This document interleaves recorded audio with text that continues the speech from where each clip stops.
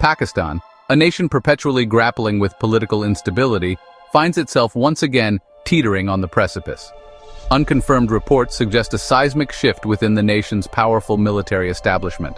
At the heart of this potential upheaval is General Asim Munir, Pakistan's chief of army staff. Whispers of his alleged detention have sent shockwaves through the country. The details remain shrouded in mystery with no official confirmation. The lack of clarity fuels speculation and anxiety. The alleged detention, if true, represents a bold and destabilizing move. The fate of General Munir, and indeed of Pakistan itself, hangs precariously in the balance. The alleged detention of General Munir has reignited a chilling specter that has haunted Pakistan for decades, the specter of military intervention in politics. The events of 1999, when General Pervez Musharraf seized power in a bloodless coup, loom large in the national consciousness. The parallels to the current situation are stark and deeply unsettling.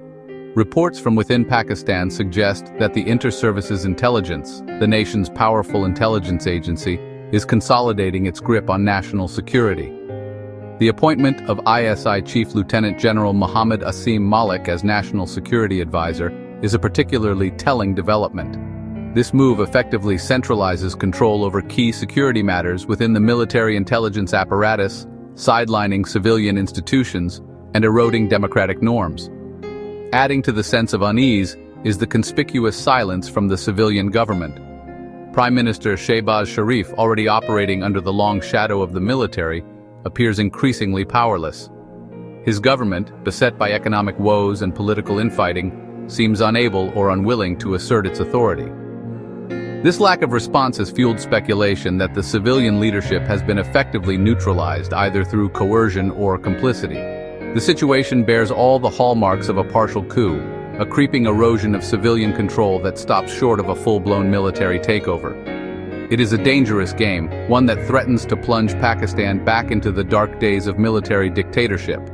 The international community must make it clear that any backsliding on democracy will not be tolerated.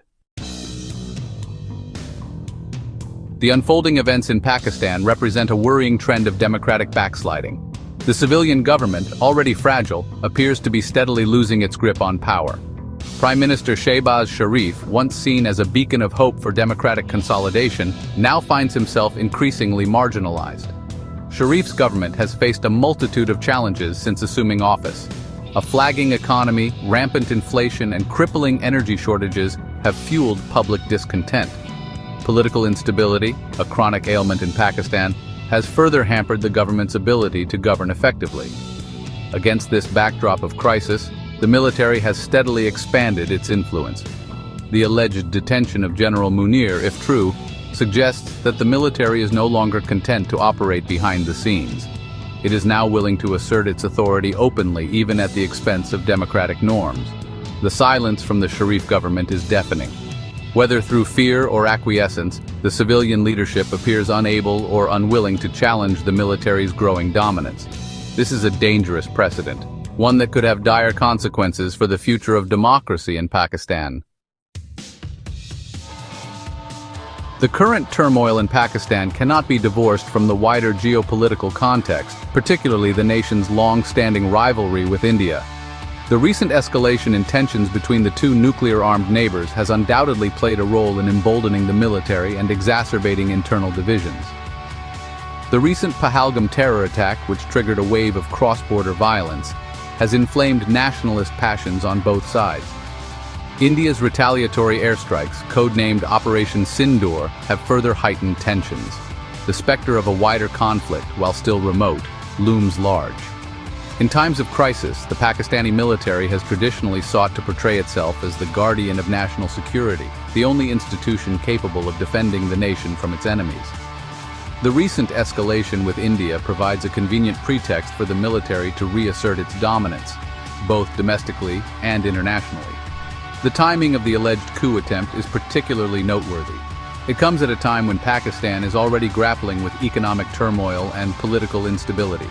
The military may be calculating that, in this environment of fear and uncertainty, it can seize power with minimal resistance.